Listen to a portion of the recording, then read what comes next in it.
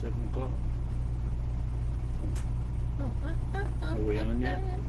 they can see us. We're not really on our program. Now we are. Ta-da! Hello, this is George. And Bonnie. And this is Yad-He-Vav-He Sanctuary Truth Classroom. It's interesting. I think it's real interesting that we go through the scripture one verse at a time, you might say. And we try to bring out only what truth is. Now, see, it's no skin off our nose if you don't believe us. Or you want to go by what the world says. And you know, truth has to be told. Right? Absolutely. Okay, give me a kiss. Alright, we're on 1 Samuel chapter 20. Now when we went over this, it sounds David acts like he's a little confused. Read 1, please. 20, verse 1. David fled from the prophet's dormitory to Ramah, returned to Jonathan, and said, "What have I done? Where have I gone wrong? What sin have I committed that makes your father want to take my life?" Jonathan, my best friend, tell me what I did and why does your father want me dead? Read 2, please. Jonathan replied, "Heaven forbid. You're not going to die. Look, my father does nothing important or unimportant without telling me first. So why should my father hide this from me? It just won't happen." I like what Jonathan says. You won't die. Dad doesn't do anything without consulting me first. I have a little comment I thought about after I went over this a bunch of times. My comment is, has Jonathan been on vacation? Yeah. My goodness. Read 3, please. In response, David swore, "Your father knows very well that you made me your friend. This is why he will say, 'Jonathan must not know this, or he will be unhappy.' As truly as Yahweh lives, and as truly as you are alive, there is only a step between me and death." Interesting. David says, your father knows we're like brothers, and he doesn't want to make you unhappy. He may hide the fact he wants me dead, though. I feel I'm only one step from it. Read 4, please. Jonathan said to David, "Anything you want me to do for you, I'll do." Okay, what do you want me to do, David? Okay, my sweetie's going to read 5 and 6. Hey, Ann. Greetings from the Bluegrass State. Touch your grass. David answered Jonathan, "Look, tomorrow is Rosh Kadesh, and I ought to be dining with the king. Instead, let me go and hide myself in the countryside until evening on the 3rd day. If your father misses me at all, say, 'David begged me to let him hurry to Bethlehem, his city, because it's the annual sacrifice there for his whole family.'" Let's test him. Tomorrow starts Rosh Chodesh. That's the festival celebrating the beginning of each lunar month, Jewish lunar month. How important was that festival? My sweetie's going to go to 1 Chronicles 23, verse 31. There were to be present regularly before Yahweh whenever burnt offerings were offered to Yahweh on Shabbat at Rock Hadash, and at other designated times, in the numbers required by the rules for sacrifices. Important holiday. The Levites, didn't need to carry the tabernacle anymore or the equipment. No, they were now in one place where the tabernacle, where the temple to Yahweh will stand. But their job was to take care of it and then to assist Aaron's descendants. And they were to present burnt offerings on Ruach HaKodesh. Okay. While I'm not dining with the king, your father, let's see how he acts. And here is your test.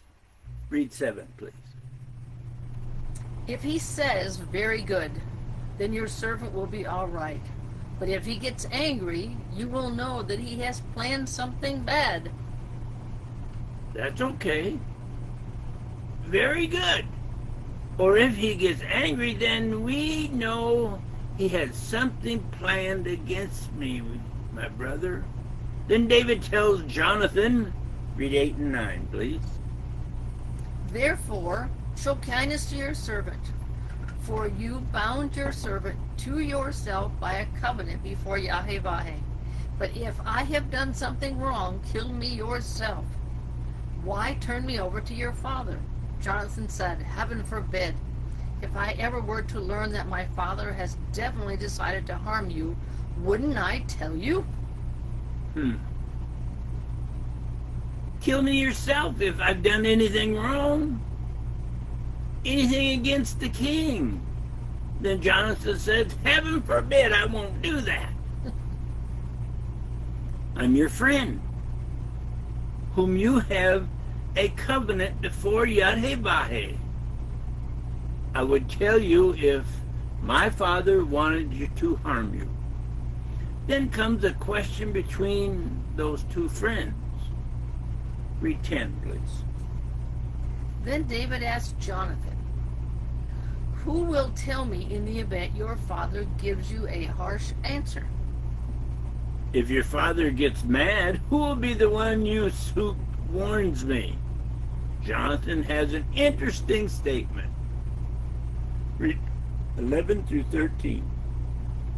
Jonathan said to David, come, let's go in the countryside. Let's go out in the countryside. They went out, both of them, to the countryside. Jonathan said to David, Yahweh, the God of Israel, is witness.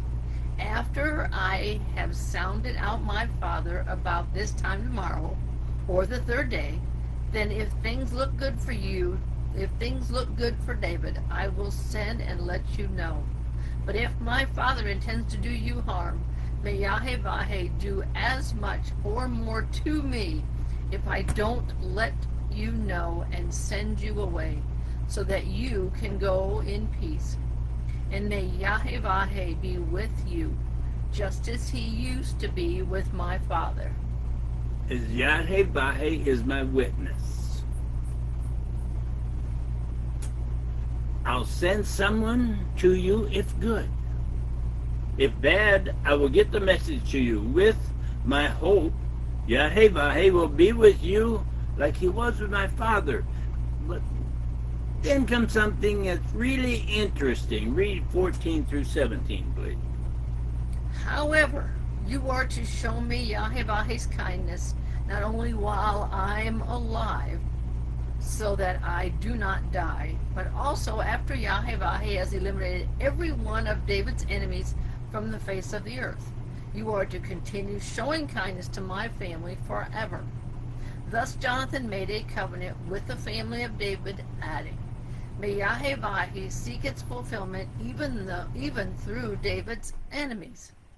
Jonathan had David swear it again because of the love he had for him. He loved him as he loved himself. Through 17. I love you like my brother. I love you like myself. However, With Yadhevahe, you must show my family kindness forever. That's interesting. Mm-hmm. May Yadhevahe work with you even through your enemies. Now, here's the interesting part. When you study those verses, you come to the realization that David didn't or couldn't kill Saul when he had the chance. Read 15 again. But also, after Yahweh has eliminated every one of David's enemies from the face of the earth, you are to continue showing kindness to my family forever. Even after your enemies are eliminated, with this covenant that we just had, you are to show kindness to my family forever, always. Mm-hmm. Now, did you understand that? Now, remember when David had those chances to kill Saul? We went over that. We'll go over it again. But David gets those chances to kill Saul, and he won't do it. He says he won't kill his anointed, Yadhevahe's anointed. Think about what David covenant with Jonathan just stated.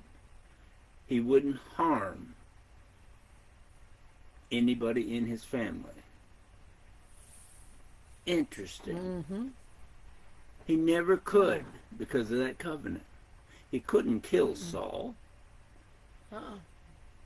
Even though he knew he was going to be king. Remember in the cave, he cut off a piece of his garment? And there was another time too. But he couldn't do that because of the covenant between Jonathan and David. Right. Has any priest ever told you that? Never. I mean, I didn't even realize that until I was studying this. Now comes their signal between Jonathan and David. Read 18 through 22. Jonathan said to him, tomorrow is Ra Kadesh, and you will be missed, because your seat will be empty. The third day, hide yourself well in the same place as you did before. Stay by departure stone. I will shoot 3 arrows on to one side, as if I were shooting at a target. Then I will send my boy to recover them.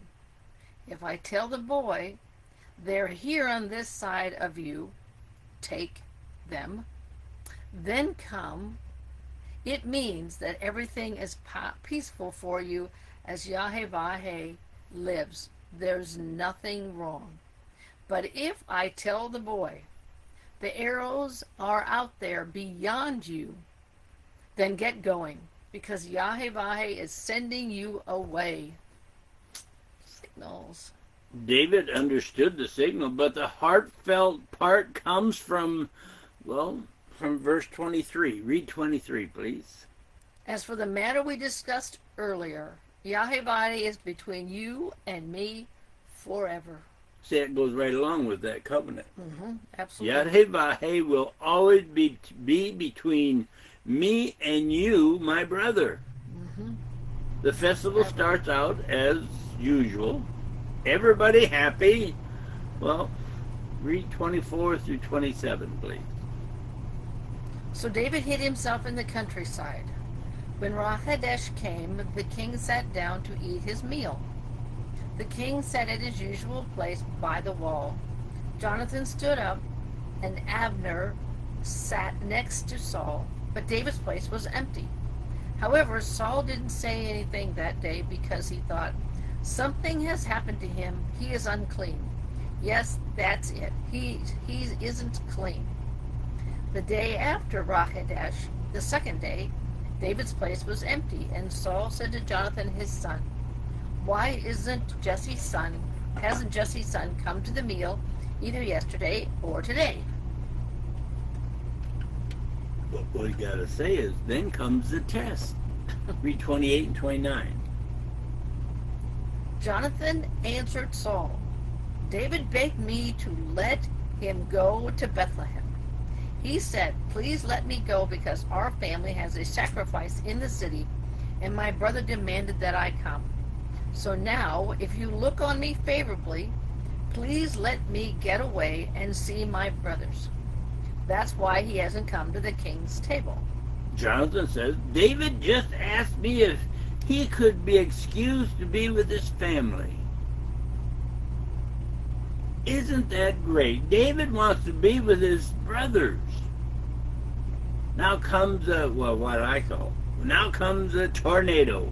Read 30, please. At that, Saul flew into a rage at Jonathan and said, "You crooked rebel, don't you know that you've made this son of Jesse your best friend? You don't care that you're shaming yourself and dishonoring your mother, do you?" What? What? He even calls his son a cursed rebel. That's the one he loved, Jonathan. Yeah, his son. He knows I know he's your best friend, and now you shame not only yourself, but your mother as well. Then the test gets full attention, you might say. Read 31. Because as long as the son of Jesse lives on this earth, neither you nor your kingdom will be secure. Now send and bring him here to me. He deserves to die. Your kingdom, Jonathan, isn't secure if that's David, stays alive. He must die. But Jonathan asked Saul, read 32, please. Jonathan answered Saul his father, "Why should he be put to death? What has he done?"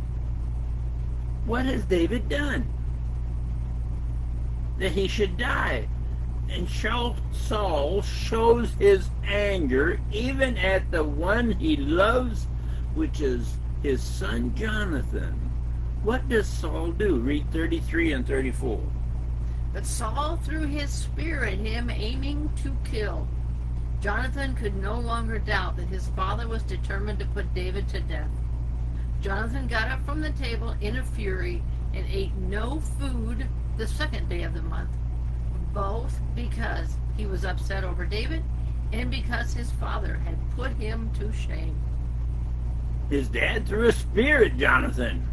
Now he realized that what David thought was correct. So much so he couldn't eat anything.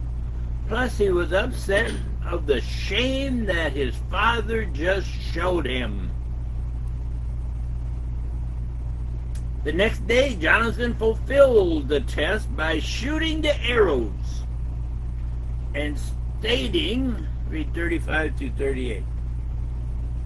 The next morning, Jonathan went out into the country at the time he had arranged with David, taking with him a young boy. He told the boy, "Now run and find the arrows I'm about to shoot." As the boy ran, he shot an arrow beyond him. When the boy reached the place where the arrow was that Jonathan had shot, Jonathan shouted to the boy, "Isn't the arrow beyond you?" Jonathan continued shooting after the boy. "Quick, hurry, don't just stand there." Jonathan's boy gathered the arrows and returned to his master. In other words, Jonathan was shouting, "Hurry, don't stop! You're right!" And when he started saying that, I wrote, that had to confuse the young boy. What do you mean? I'm right here where the arrows are, and you're telling me to keep going. Go on! But, read 39 and 40, please. But the boy didn't understand anything about the matter. Only Jonathan and David understood. Jonathan gave his weapons to his boy and said to him, "Go carry them to the city." Here are the bow and arrows. Go back to the city, boy. Read 41, please. As soon as the boy had gone, David got up from the place south of the stone, fell face down on the ground, and prostrated himself 3 times. And they kissed one another and wept each with the other until it became too much for David. They showed their brotherly love after David bowed to the ground in front of his brother 3 times, and the emotion overcame David. Then in 42 Then 2042 is very important, not only to those 2 brothers, but to their descendants as well. Interesting. Read 42. Jonathan said to David, "Go in peace, because we have sworn, both of us, in the name of Yahweh, that Yahweh will be between you and me, and between my descendants and yours forever." Go in peace. And we know Yahweh is with us and our families, our relatives, forever. Mm-hmm. Really, here's a little comment, because that's the end of the chapter. I've never heard any priest explain the reason why David couldn't kill Saul. And then when we went over, we mentioned a little bit, and it was because of the covenant between David and Jonathan. Mm-hmm. In the presence, it says this, in the presence of Yahweh. Mm-hmm. It says. Like David may state later that he can't kill one of Yahweh's anointed. But think about it. He may have thought that about Saul as king before he started trying to kill him. But it really, as far as I'm concerned, it really starts with the covenant with Yahweh and his brother Jonathan. Interesting, isn't it? Because kings were killing kings all over the place. Well, almost every other chapter you have somebody killing a king. I don't know about you, but that was eye-opening to us. How could something so spiritually open to the public not be taught? Ever. Now, I never ever remember hearing it taught. No. And if you write a little comment, I want to know if you've ever heard a priest tell you that. But it's interesting how many priests go back to this. Not just because Saul was anointed by Samuel, but because he was king and because of the covenant between David and Jonathan, Saul's son. Could that have been the real reason? Interesting comment. Sure sounds like it. Sounds like that could be a good possibility why. Yep. Oh, this is getting so exciting. The studies in Isaiah. Oh. One thing we realize, though, is that we can only bring out the truth as much as we see. The rest is up to you. If you don't want to study, if you don't want to believe the truth, then that's your choice.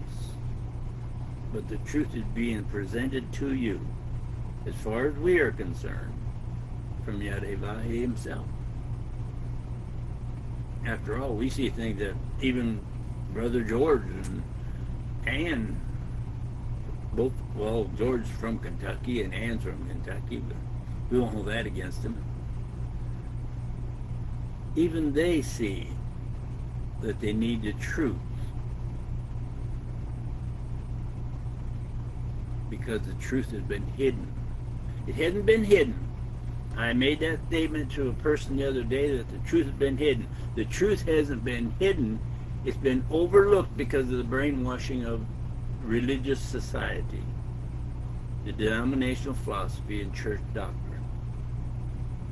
And that's a shame of the religious world today. Got a lot to talk about that when we get to Isaiah. A lot. I hope you have a good week. We're on our way to travel again tomorrow. Yeah. You have a good one. Love yous. Bye.